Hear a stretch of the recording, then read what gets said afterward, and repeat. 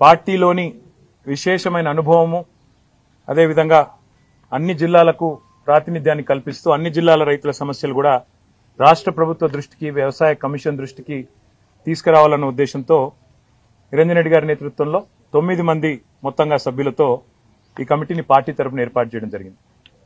ఈ కమిటీ రాష్ట్రంలో 2023 డిసెంబర్ దాకా ఉన్న పరిస్థితి, వ్యవసాయం పండుగగా చేసి స్వాతంత్ర భారతదేశంలో మొట్టమొదటిసారి విప్లవాత్మకమైన కొన్ని పథకాలు తెచ్చి రైతు బంధు కానీ, రైతు బీమా కానీ, 24 గంటల ఉచిత విద్యుత్తు కానీ, అదేవిధంగా భూమి శిస్తు రద్దు, నీటి తీరువా రద్దు, వాటితో పాటు చిన్న నీటి వనరులైన చెరువులను కాపాడడానికి మిషన్ కాకతీయ, అదే మాదిరిగా పెద్ద ఎత్తున సాగునీరు అటు పాలమూరు రంగారెడ్డి ఎత్తిపోతల పథకం కానీ, ఇటు కాళేశ్వరం కానీ, సీతారామ ఎత్తిపోతల పథకం కానీ, ఈ రకంగా ఒక విశేషమైన కృషి ఏదైతే గత దశాబ్ద కాలంగా కేసీఆర్ గారి నాయకత్వంలో జరిగిందో దానివల్ల కేంద్ర ప్రభుత్వం స్వయంగా అత్యధికంగా ఆత్మహత్యలను, రైతు ఆత్మహత్యలను నివారించిన రాష్ట్రంగా, అత్యల్పంగా అతి తక్కువగా రైతు ఆత్మహత్యలు జరుగుతున్న రాష్ట్రంగా తెలంగాణ ఉన్నది అని పార్లమెంటులో ప్రకటించే స్థాయికి దశాబ్ద కాలంగా కేసీఆర్ గారి నాయకత్వంలోని ప్రభుత్వం చేసిన కృషి వల్ల ఆ ఘనతను మనం సాధించుకోగలిగాం. రైతుల ఆత్మవిశ్వాసాన్ని నింపగలిగినాం. రైతుల భూమి ధరలు కూడా పెరిగినాయి. వారిలో విశ్వాసం కూడా అపారంగా నిండింది. అట్లాంటి పరిస్థితుల్లో సంవత్సరంన్నర కిందట స్వయంగా ఈరోజు భారత ప్రతిపక్ష నేతగా ఉన్న రాహుల్ గాంధీ గారు, కాంగ్రెస్ పార్టీ యొక్క సీనియర్ నాయకులు, మాజీ అధ్యక్షులు, ఆయన నాయకత్వంలో వరంగల్ వేదికగా రైతు డిక్లరేషన్ పేరిట కాంగ్రెస్ పార్టీ రైతులకు ఎన్నో రకాల హామీలు ఇచ్చింది. అందులో బోనస్ ఇస్తామని, రైతు భరోసా అమలు చేస్తామని, ఖచ్చితంగా మద్దతు ధర ఇస్తామని, కొనుగోలు కేంద్రాలు విస్తారంగా పెంచుతామని, అదే మాదిరిగా ఇంకా చాలా మాటలు కూడా చాలా వివరంగా చెప్పినారు. ఇవన్నీ నమ్మిన రైతులు రాష్ట్ర వ్యాప్తంగా 2 లక్షల రుణమాఫీ చేస్తామని ఇవన్నీ చెప్పినారు. ఇవన్నీ నమ్మిన రైతులు మరి రాష్ట్ర వ్యాప్తంగా కాంగ్రెస్ పార్టీని విశ్వసించి, రాహుల్ గాంధీ గారిని విశ్వసించి కాంగ్రెస్ పార్టీకి అధికారం కట్టబెట్టినారు. సరే, అధికారం ఎవరికి శాశ్వతం కాదు. తప్పకుండా రాజకీయాల్లో తప్పకుండా ఇవన్నీ జరుగుతూ ఉంటాయి. విజయాలు అపజయాలు అది మాకు పెద్ద విషయం కాదు. ఎందుకంటే బీఆర్ఎస్ అంటే కేవలం భారత రాష్ట్ర సమితి మాత్రమే కాదు, భారత రైతు సమితి కూడా. మా కృషి, మా సంకల్పం, మా పోరాటం, మా ఆలోచన అంతా కూడా ఎప్పుడు కూడా ఈ రాష్ట్రంలో 60-65% మంది ప్రజలు ప్రత్యక్షంగా పరోక్షంగా ఆధారపడే వ్యవసాయం బాగుండాలి, వ్యవసాయదారులు బాగుండాలి, రైతు బాగుంటేనే రాష్ట్రం బాగుంటది, ఎద్దేడ్చిన వ్యవసాయం బాగుపడది అనే మాట, రైతేడ్చిన రాజ్యం బాగుండదనే మాట ఏదైతే పెద్దలు చెప్పినారో దానికి అనుగుణంగానే మా ఆవేదన అంతా కూడా. ఇవాళ ఎలక్షన్లు ఏమీ లేవు. ఇవాళ తక్షణం అధికారంలోకి రావడానికి ఇదేమీ రాజకీయమైన ప్రయత్నం కానే కాదు. కేవలం ఈ రాష్ట్ర ప్రభుత్వం ఏదైతే కొన్ని తప్పుడు నిర్ణయాలు, అదే మాదిరిగా కొన్ని ఇస్తానన్న హామీలు అమలు చేయకపోవడం వల్ల ఇవాళ రాష్ట్రంలో ఉండే రైతు సోదరులు ఏదైతే నిరాశతో, నిస్పృహతో, చివరికి బలవంతపు చావులకు, అంటే ఒక రకంగా చెప్పాలంటే ఇవి ప్రభుత్వ హత్యలు, వాటికి పాల్పడే ఒక దుస్థితి వచ్చిందో, ఎందుకు వచ్చింది, ఏం జరిగింది ఈ సంవత్సర కాలంలో, ఏం చేస్తే బాగుంటది అని నిర్మాణాత్మకంగా ఒక ప్రతిపక్షంగా, ప్రధాన ప్రతిపక్షంగా ఒక ఆలోచన చేసి పార్టీ పెద్దలు, మా పార్టీ అధ్యక్షులు, తెలంగాణ తొలి ముఖ్యమంత్రి కేసీఆర్ గారి ఆదేశం మేరకు, తాను స్వయాన రైతు కేసీఆర్ గారు, ఆయనకుండే ఆవేదన రైతు పట్ల, ఆయన గుండెల్లో ఉండే ఆర్తి బహుశా ఈ రాష్ట్ర పాలకులకు ఇప్పుడు లేదు. అందుకే కేసీఆర్ గారు ఆదేశిస్తే వారి ఆదేశానికి అనుగుణంగా ఈ కమిటీని ఏర్పాటు చేయడం జరిగింది. ఈ కమిటీ నిరంజన్ రెడ్డి గారి నేతృత్వంలో రాష్ట్రమంతటా కూడా విస్తృతంగా రాబోయే నెల రోజుల పాటు పర్యటిస్తుంది. ఈ నెల రోజుల్లో రైతు సంఘాలు, రైతులు, వివిధ సమూహాలతో ఎక్కడికక్కడ మరి కలుస్తుంది. కమిటీ యొక్క నిజంగా వారి కమిట్మెంట్కు నేను ధన్యవాదాలు కూడా తెలియజేస్తా ఉన్నా. ఎందుకంటే మా జోగురామన్న గారు వెంటనే స్పందించి అన్నారు, అన్న అక్షర క్రమంలో మేమే ముందున్నాం ఆదిలాబాదు, మా దగ్గర నుంచే పని మొదలు పెడదాం, మీరు రండి, మా పూర్వ ఆదిలాబాద్ జిల్లా నుంచే పని మొదలు పెడదామని చెప్పి నిరంజన్ రెడ్డి గారికి చెప్పంగానే వారు కూడా వెంటనే అందరితో సంప్రదించి ఎల్లుండే పని మొదలు పెడదామని నిర్ణయం తీసుకున్నారు.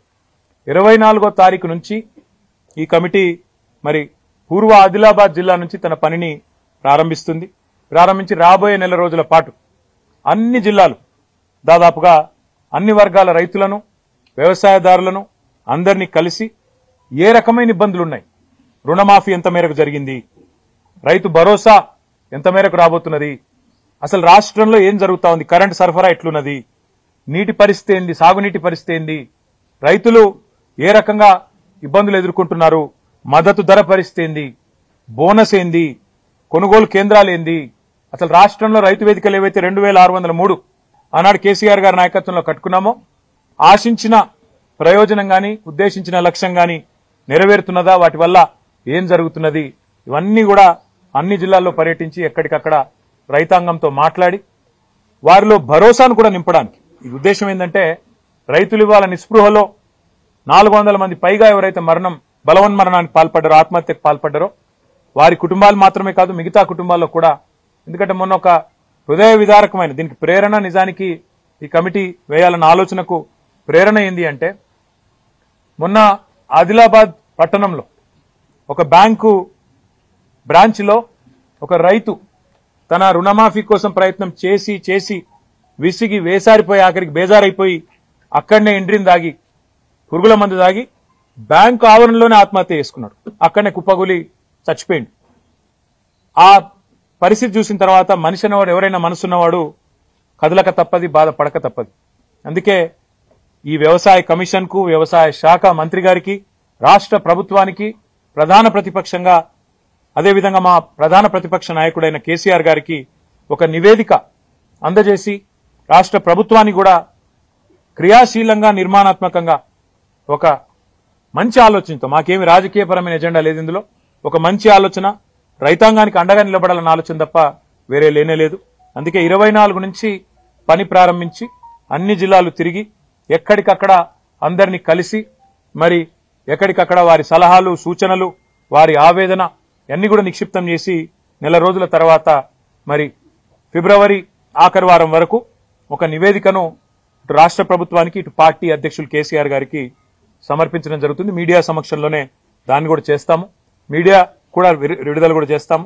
తప్పకుండా అందులో ఏ మేరకు రైతు డిక్లరేషన్, రాహుల్ గాంధీ గారు విడుదల చేసిన రైతు డిక్లరేషన్ ఈ సంవత్సర కాలంలో అమలయ్యింది, దాని యొక్క అమలు ఎంత మేరకు జరిగింది అనేది కూడా తప్పకుండా అధ్యయనం చేస్తాం. రుణమాఫీ ఎంత మేరకు జరిగింది అది కూడా అధ్యయనం చేస్తాం. బలవన్మరణాలకు, ఆత్మహత్యలకు గల కారణమేంది, ఎందుకు జరుగుతున్నాయి, మద్దతు ధర వస్తున్నదా, పత్తికొస్తుందా, కందికొస్తున్నదా, సోయాకొస్తున్నదా, మొక్కజొన్నకు వస్తున్నదా, చెరుకుకు వస్తున్నదా, మిర్చికి వస్తున్నదా, మొత్తం తిరిగి ఎక్కడికక్కడ అధ్యయనం చేస్తాం. ఆ రకంగా కమిటీ రాబోయే నెల రోజుల పాటు విస్తృత పర్యటనలు చేస్తుంది. మీడియాకు కూడా మా ప్రార్థన, దయచేసి ఇప్పుడు అన్ని జిల్లాల్లో అన్ని నియోజకవర్గాల్లో కూడా ఈ కమిటీ యొక్క పర్యటనను మీరు కూడా దయచేసి సహకరించండి. వారికి కూడా రైతాంగానికి కూడా తెలియజెప్పే విధంగా ప్రచారాన్ని కల్పించాలని చెప్పి కూడా కోరుతూ మరి ఈ కమిటీకి రేపు రైతులను వారి జీవితాల్లో విశ్వాసాన్ని నింపే దిశగా మీ కార్యాచరణ ఉండాలని మనస్ఫూర్తిగా ఆకాంక్షిస్తూ మీ అందరికి కూడా మీడియా మిత్రులకు కూడా హృదయపూర్వకంగా ఇక్కడ దాకా వచ్చినందుకు హృదయపూర్వకంగా ధన్యవాదాలు. ఆలస్యానికి మన్నించండి. నల్లగొండ దీక్ష ఇక్కడ మేము మీటింగ్ లో ఉన్నప్పుడే మాకు సమాచారం వచ్చింది. 28 నాడు మాకు హైకోర్టు పర్మిషన్ ఇచ్చిందని చెప్పి సమాచారం వచ్చింది. కానీ దురదృష్టం ఏంటి అంటే ఈ రాష్ట్రంలో ప్రజాపాలన నడుస్తున్నది, ఎవరైనా సరే నిరసన చెప్పవచ్చు, ఎవరైనా సరే తమ అభిప్రాయాలు చెప్పొచ్చు అని చెప్పి ముఖ్యమంత్రి గారు చాలాసార్లు చెప్పినారు. కానీ వాళ్ళ ఒక చిన్న కార్యక్రమానికే మరి ఇంత ఆగమాగం అయిపోయి చివరికి అనుమతి నిరాకరించి ముఖ్యమంత్రి గారేమో స్వయంగా రాజ్భవన్ ముంగట ధర్నా చేయొచ్చట. ఏది గంత బిజీ రోడ్డు, రాజ్భవన్ ముంగట రోడ్డు గంత బిజీ రోడ్డు, అక్కడ చేస్తేనేమో ట్రాఫిక్ ఇబ్బంది కాదట, ముఖ్యమంత్రి మంత్రులు అందరు పోయి ధర్నాలు చేయొచ్చట. కానీ మేము నల్గొండల క్లాక్ టవర్ కాడ చేస్తామంటే మాత్రం మొత్తం ట్రాఫిక్ స్తంభించిపోయి ఒక అంతర్జాతీయ రహదారి మొత్తం స్తంభించిపోయి మొత్తం రాష్ట్రాల రాకపోకలని దెబ్బతినే విధంగా ఉన్నదని చెప్పి రిపోర్ట్ ఇచ్చి రిజెక్ట్ చేశారు. చివరికి కోర్టు న్యాయం చేసింది. హైకోర్టుకు ధన్యవాదాలు. తప్పకుండా వారు సూచించిన విధంగా, వారు చెప్పిన విధంగానే నడుచుకుంటాం. రైతుల ఆవేదన ప్రభుత్వం దృష్టికి తీసుకొస్తాం. ఒకసారి చెప్పిన అబద్దాన్ని నిజం చేయడానికి 100 సార్లు చెప్తే అది నిజం అవుతుందనే ఒక అపోహలో కాంగ్రెస్ ప్రభుత్వం ఉంది. మేము మీలాగా రేషన్ కార్డు ఇవ్వడానికి కూడా ఒక గొప్ప కార్యంగా దైవ కార్యంగా భావించి మేమేమి దాన్ని ఏదో గొప్ప ఇదిలాగా చేయలేదు, హడావుడి చేసి చేయలేదు. ప్రతిదానికి పబ్లిసిటీ పిచ్చి ఉండాల్సిన అవసరం లేదు. 6,47,000 పైచీలకు కార్డులు ఇచ్చింది 9.5 సంవత్సరాల్లో బీఆర్ఎస్ ప్రభుత్వం. కానీ వీళ్ళలాగా మేము అదొక ప్రదర్శనలాగా చేసి ఇవ్వలేదు. మేము చాలా మేరకు మీ సేవ ద్వారా ఇతరత్ర ఎవరైతే లబ్ధిదారులు అప్లై చేసుకుంటే డైరెక్ట్ గా వాళ్ళకే ఇచ్చినాం. గతంలో ఇవ్వలేదు అనే మాట అబద్దాలు గతంలో చెప్పినారు, మళ్ళీ చెప్పే ప్రయత్నం చేస్తున్నారు. నేను కాంగ్రెస్ పార్టీకి నేను చేసే విజ్ఞప్తి ఒకటే. హిందీలో సామెత ఉంది, నాచినాయే ఆంగం తేడా అని. అంటే నాకు డాన్స్ రాకపోతే కిందేదో నేల బాగాలేదు, అంతా ఒడిదుడుకులున్నాయని, ముఖం బాగాలైతే అద్దం బాల కొట్టుకున్నట్టు. గ్రామ సభల్లో ప్రజలు అడుగుతున్న ప్రశ్నలకు మీ దగ్గర సమాధానాలు ఉన్నాయా? ప్రజలు ఏమడుగుతున్నారు? 100 రోజుల్లో 6 గ్యారంటీలు అన్నారు, ఏమైందని అడిగారు. ప్రజలు ఏమడుగుతున్నారు? రుణమాఫీ సంగతి ఏమైందని అడుగుతున్నారు. రైతు బంధు ₹1 ఇప్పటిదాకా వేయలేదు, మీ ప్రభుత్వం వచ్చినాక ఎందుకు వేయలేదు అని అడుగుతున్నారు. వాటికి సమాధానం చెప్పే సత్తా మీ కాడ లేకపోతే మేమేం చేస్తాం? ప్రజలు ఇంకొక మాట కూడా అడుగుతున్నారు. 1,06,00,000 దరఖాస్తులు తీసుకున్నారు మీరు ప్రజాపాలన పేరిట డిసెంబర్ 23లో. ఆ దరఖాస్తులు ఇచ్చినాం కదా రేషన్ కార్డులకు, రైతు భరోసాకు, మళ్ళెందుకు దరఖాస్తు పెట్టాలని అడుగుతున్నారు. ఎవరు తప్పిది? ఆ దరఖాస్తులు ఎక్కడ పోయినాయి? ప్రభుత్వం దగ్గర సమాచారం లేదు. అందుకే ఇవాళ మీరు రాష్ట్ర ప్రభుత్వాన్ని అనేది ఏమంటే, మీరు పరిపాలనలో నిమగ్నం కండి. మీరు ఇతరత్ర కార్యక్రమాలు బంద్ పెట్టి ప్రజలకు మేలు చేసే కార్యక్రమాలు, గ్యారంటీల అమలు, వాటి మీద మీరు దృష్టి పెడితే ఈ నిరసనలు మీకు తప్పుతాయి. లేకపోతే మాత్రం ఇవాళ ఎక్కడన్నా ఒక్క టీఆర్ఎస్ నాయకుడు పాల్గొన్న దాఖలాలు మీరు చూపెడతారా? ఎక్కడికక్కడ ప్రజలు మరలబడుతున్నారు, టెంట్లు ఊలగొడుతున్నారు. రేపు ఇదే తీరుగా కొనసాగితే గవర్నమెంట్ ను కూడా ఏదో దశలో ప్రజలు వాళ్ళు ఖచ్చితంగా తిరస్కరిస్తారు. ఈ రాష్ట్రంలో శాంతి భద్రతలు ఇప్పటికే పడకేసినాయని దేశమంతా అనుకుంటున్నారు. క్రైమ్ రేటు పెరిగింది, హోంమంత్రి లేరు, ముఖ్యమంత్రి గారు కేవలం ప్రతిపక్షాల మీద కేసులు పెట్టాలా, సోషల్ మీడియాలో పోస్టులు పెట్టే వాళ్ళ మీద కేసులు పెట్టాలనే తాపత్రయంలో ఉన్నారు. వాళ్ళ ప్రయారిటీ వాళ్ళది, మా ప్రయారిటీ మాది బ్రదర్. వాళ్ళ ప్రయారిటీ ఫార్ములా కేసు, మా ప్రయారిటీ ఫార్మరు. సింపుల్ గా మా ప్రయారిటీ ఫార్మర్ కాబట్టే మేము ఈ పని చేస్తున్నాం. మేము వాళ్ళు అవతల ఏమనుకున్నా మా పని మేము చేసుకుంటూ రైతుల్లో 70 లక్షల రైతు కుటుంబాలకు 1,00,000 కోట్లు ఇచ్చిన ప్రభుత్వం మాది. 73,000 కోట్లు ఆనాడు రైతు బంధు రూపంలో నేరుగా ఖాతాల్లో వేసినాం. 28,000 కోట్లతో రుణమాఫీ 2 దఫాలుగా చేసినాం. కాబట్టి 1,00,000 కోట్లు నేరుగా రైతుల ఖాతాల్లో వేసిన ఒకే ఒక్క నాయకుడు భారతదేశంలో 10 ఏళ్ల కాలంలో కేసీఆర్. కాబట్టి మా ప్రయారిటీ మాది, రైతులకు విశ్వాసం నింపడం మా ప్రయారిటీ. రైతుల్లో సావకుండా చచ్చిపోయే పరిస్థితులు ఏవైతున్నాయో వాటిని నివారించడానికి ఏ చర్యలు తీసుకోవాలనో ప్రభుత్వానికి సూచనలు చేసే దిశగా నిరంజన్ రెడ్డి గారి కమిటీ పనిచేస్తుంది. మళ్ళీ ఇంటరాక్ట్ అవుదాం. ఎల్లుండి వాళ్ళు పని ప్రారంభిస్తున్నారు. దయచేసి ఇంకా వాళ్ళకి ఇంకా చాలా పని ఉంది, రూట్ మ్యాప్లు అవి చేసుకోవాలా. కాబట్టి మిగతా విషయాలు రేపు ఎల్లుండి మనం మాట్లాడుకుందాం. Thank you.